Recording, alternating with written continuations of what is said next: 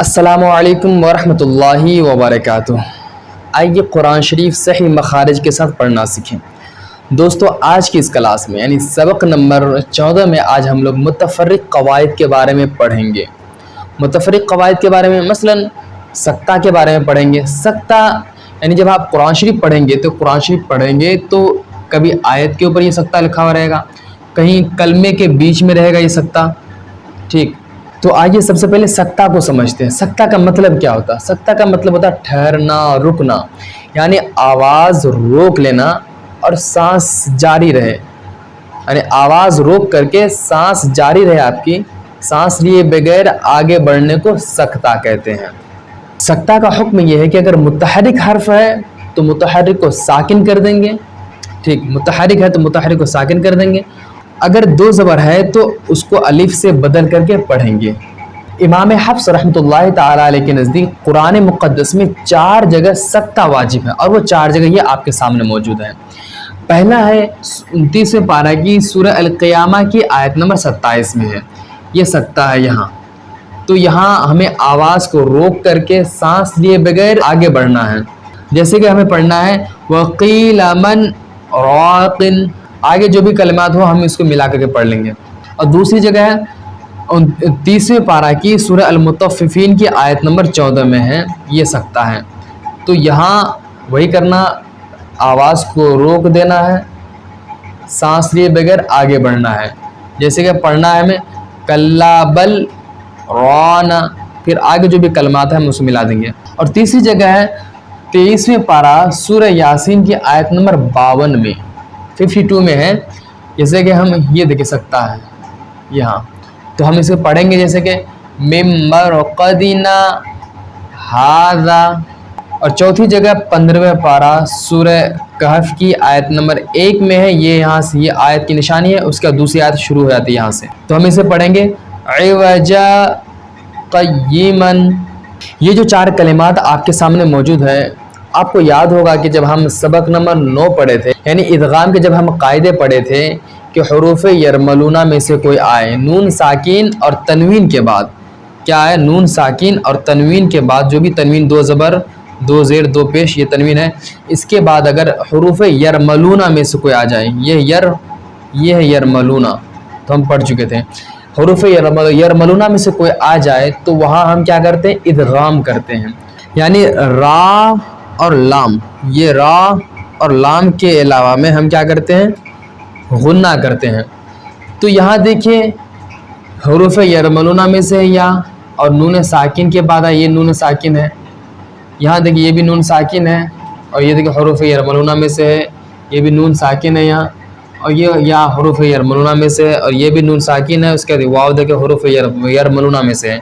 تو ان 4 کلمات میں ہم یہاں ادغام نہیں کریں گے، بلکہ ہم کیا کریں گے، یہاں اظہار مطلق کریں گے، یعنی ایک کلمہ میں آنے کی وجہ سے ہم یہاں غنہ نہیں کریں گے، بلکہ اظہار مطلق کریں گے، اور سمپل ہم پڑھیں گے دنیا، بنیان، صنوان، قنوان۔ اور دوسری بات یہ کہ آپ قرآن مقدس جب پڑھیں گے تو آپ دیکھیں گے وہاں صاد کے اوپر سین لکھا ہوا رہے گا، تو اب وہاں ہم کیا پڑھیں گے، صاد پڑھیں گے یا سین پڑھیں گے؟ تو اس کی تفسیر یہ ہے، پہلا اور دوسرا دیکھیں آپ، پہلا 2 پارہ سورہ بقرہ کی آیت نمبر 245 میں، اور دوسرا جو ہے یہ 8ویں پارہ سورہ اعراف کی 69 میں ہے۔ تو ان دونوں جگہ میں صاد کے اوپر سین ہے، تو ہم ان دونوں جگہ میں صرف سین پڑھیں گے، صاد کو ہم نہیں پڑھیں گے، صاد نہیں پڑھیں گے، کیا پڑھیں گے، صرف سین کو پڑھیں گے۔ اور تیسرا ام ہم المسیطرون، تو یہ 27ویں پارہ سورہ طور کی آیت نمبر 37 میں ہے، تو اس جگہ صاد کے اوپر سین ہے، تو اس جگہ ہم دونوں پڑھ سکتے ہیں، صاد بھی پڑھ سکتے ہیں اور سین بھی پڑھ سکتے ہیں، اس جگہ دونوں پڑھ سکتے ہیں۔ اور یہ نمبر 4 میں یعنی بمسیطر، تو یہ 30ویں پارہ سورہ الغاشیہ کی آیت نمبر 22 میں ہے، تو اس جگہ صاد کے اوپر سین ہے، تو ہم اس جگہ صرف صاد پڑھیں گے، سین نہیں پڑھیں گے۔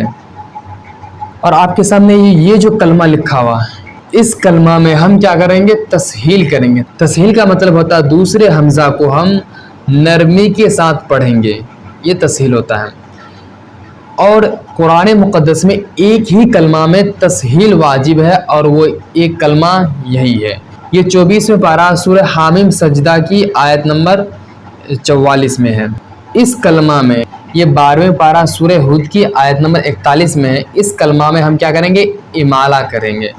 امالہ کا مطلب ہوتا ہے زبر کو زیر کی طرف اور الف کو یا کی طرف مائل کرنے کو کیا کہتے ہیں؟ امالہ کہتے ہیں۔ یہ مجرہا، تو امالہ کی را کو ہم کیا کریں گے؟ رے پڑھیں گے، رایازر ری نہیں پڑھیں گے بلکہ رایازر رے، یعنی اسے ہم مجہول پڑھیں گے، معروف نہیں پڑھیں گے۔ اور یہ مجرہا اصل میں کیا تھا؟ مج راہا، تو دیکھیں را کے اوپر کیا فتح، اس کے بعد الف، تو زبر کو کیا کیے؟ زیر کی طرف مائل کر دیے اور الف کو یا کی طرف، تو کیا ہو گیا؟ مجرہا۔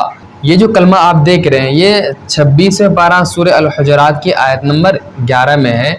تو اس کلمے میں یہ جو دکھ رہا ہے خاص کر کے ہمیں یہ دکھانا ہے۔ تو اب یہاں پڑھنا کیسے ہے؟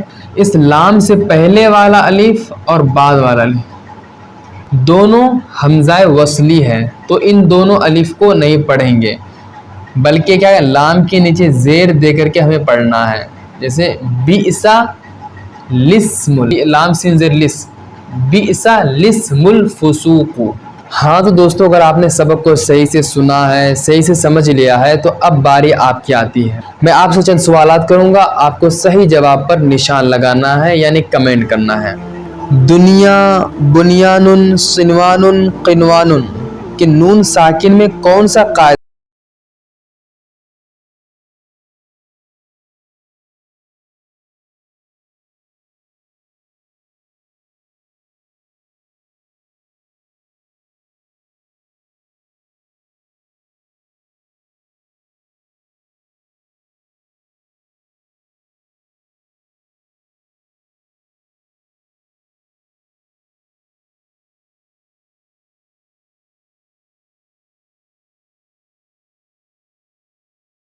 ہاں تو دوستو آج کے لیے بس اتنا ہی، ملتے ہیں پھر اگلی ویڈیو میں۔ اللہ حافظ، السلام علیکم ورحمۃ اللہ وبرکاتہ۔